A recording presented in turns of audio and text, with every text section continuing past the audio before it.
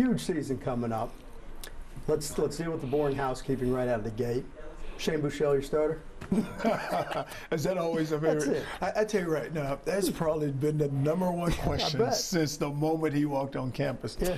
But what you like to do, Dennis, is get a starter early, so you still have Shane, you have Swoops, you have Gerard, and all those guys are going to get a chance to go battle.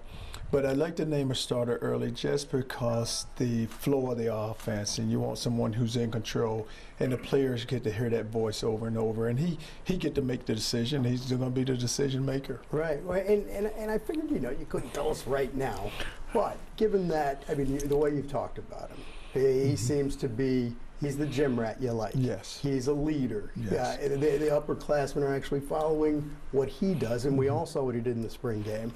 Let me ask you this way: How could he not be the starter at this point? Well, it's not so much how can he not be, and you're right.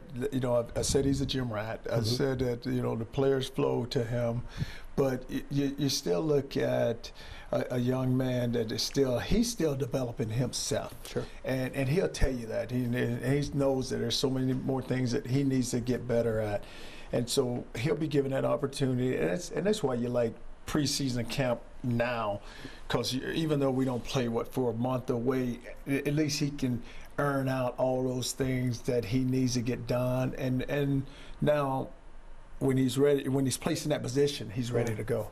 You're in such a, and I hate throwing the term around because you hear it a lot, make or break, year 3 and all this. Let's call it pivotal. Right. Going into this, you seem to have it where you want. You've been stacking talent, Right. You've been able to coach them up. Do you feel maybe for the first time that this is really starting to be a Charlie Strong team? Well, what you don't ever want to do is, like, I have a really good group of older guys, and what I mean by older guys and vets, you take Swoops, you take Perk, you take Boyette, you take Haynes, you take Petey, Ja'Cory Ward, you take Tim Cole, Sherrod is coming back off of a knee. But you take those guys and blew it, and so what they've been able to do, because they've been here with us, they have been able to kind of be that voice. And I said to the guys, I said, you guys know what I'm gonna say now before I ever say it. So you delivered a message, and once you get the players to buy into the program, then they develop that ownership. And so once that ownership develops, now you see a different team coming. And so with the younger talent, when we take the field for practice, with the 4 that we got in January, because I feel like I've had, 3 recruiting seasons. I had January, then I had signing day, and then I had another one in July, which usually doesn't happen. But it'll be 30 new players that are going to hit the field that we didn't have. You lost some last year, but you bring in 30 new guys, and you look at what you're really happy about is the size and the athletic ability, the speed that you're bringing in, that's coming into the program. And I know you don't have time to look back. I always like using your time at Louisville kind of as a blueprint for a lot of people when they're trying to figure out expectations. And sure enough, year 3 for you there was when it caught, and it caught big. Do you see any similarities?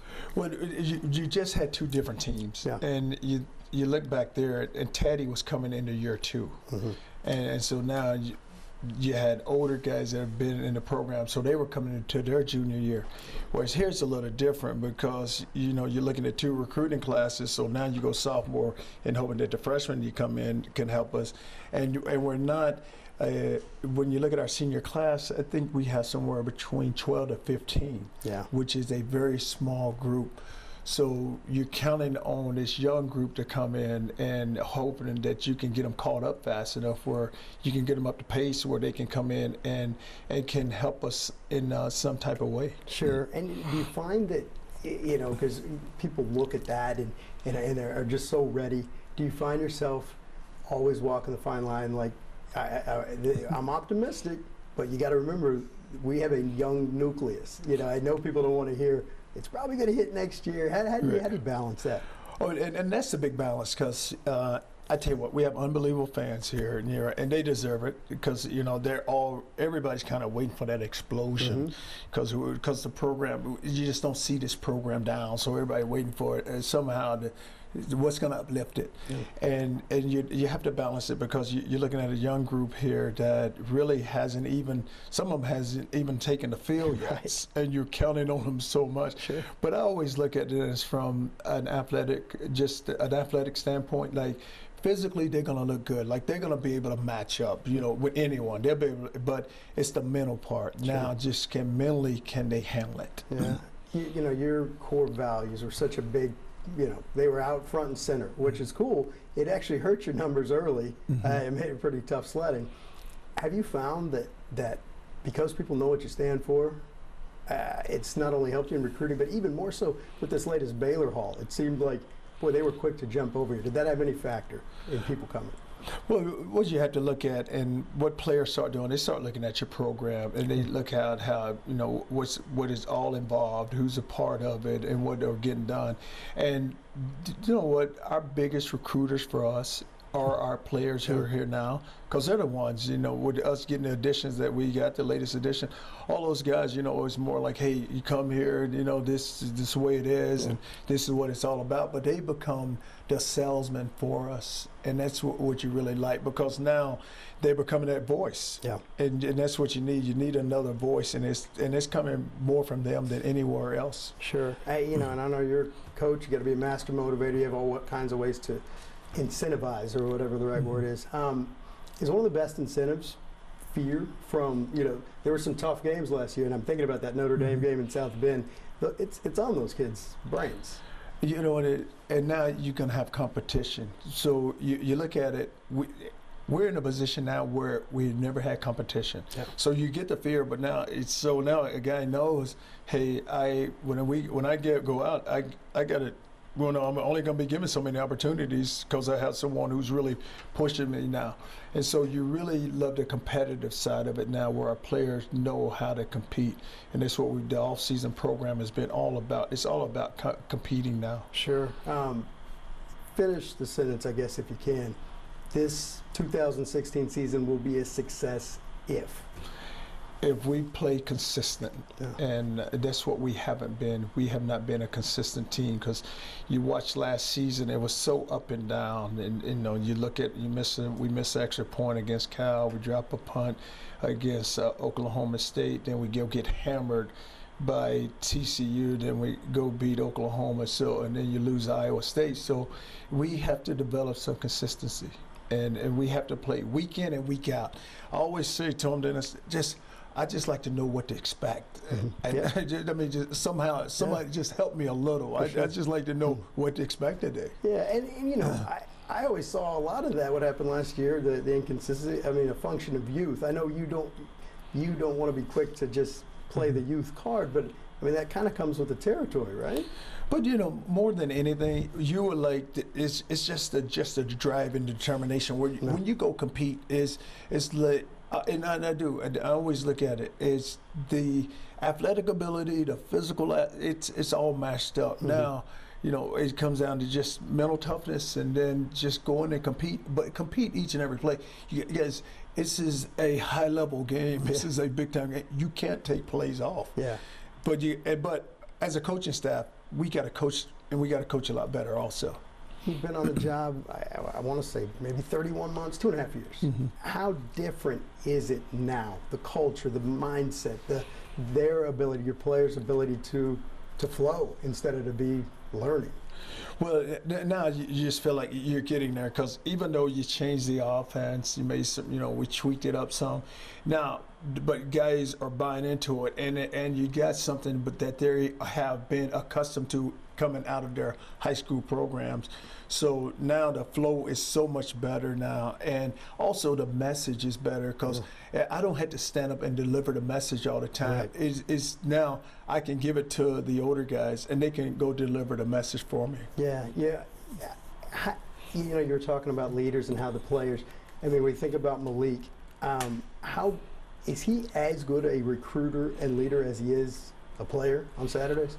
unbelievable person. Just and the thing Malik does is he sets aside.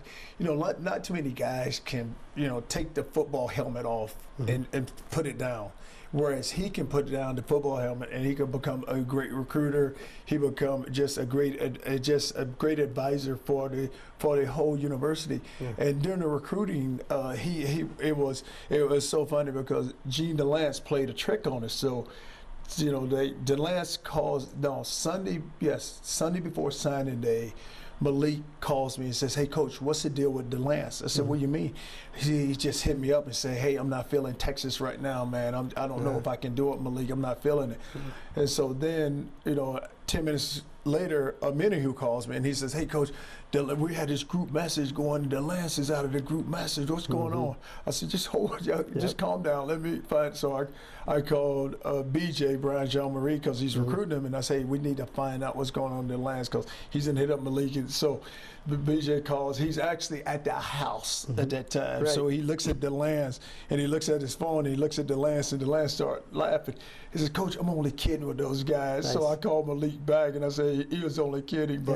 But on signing day, those guys were just, they sat in the office all day because they was like, "All right, Coach, I think we're going to get this guy. I think we're going to get this guy." And then when it started happening, they all were excited. But that's the energy you see in the program right now where all of them are buying into it, and they all want credit for their recruit. Sure. It's like Chris Boyd, he wants credit for Brandon Jones. I said, "Let me tell you something right now. You didn't even know Brandon Jones. You're not getting credit because he's from NAC. He's East Texas. You're not getting the credit for him."